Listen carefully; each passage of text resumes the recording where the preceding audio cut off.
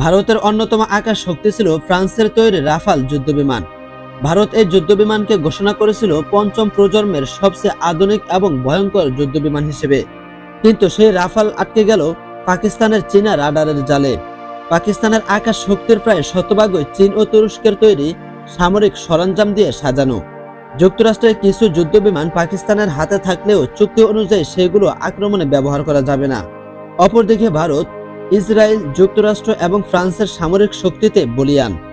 ফ্রান্সের পঞ্চম প্রজন্মের এই শক্তিকে ভরসা করেই ভারত পাকিস্তানের আকাশে রাফাল পাঠায়। কিন্তু ভরসার সেই শ্রেষ্ঠ উৎস রাফাল চীনের রাডারে ধরা পড়লে পাকিস্তান তা ভূপাতিত করে মাটিতে নামিয়ে আনে। আক্রমণে ভারতীয় বায়ুসেনা 3টি রাফাল ব্যবহার করেছিল, কিন্তু পাকিস্তানের প্রযুক্তির কাছে এই 3টি রাফাল প্রায় খেলনায় পরিণত হয়। গত মাসের শেষের দিকে খবর পাওয়া যায়, ফ্রান্স থেকে আরও 26টি রাফাল যুদ্ধবিমান কেনার জন্য ভারত নতুন একটি চুক্তি করেছিল। ভারতের হাতে থাকা 34টি রাফালের সঙ্গে আরও নতুন 26টি রাফাল যুক্ত হলে দেশের রাফাল বহর আরও শক্তিশালী হবে।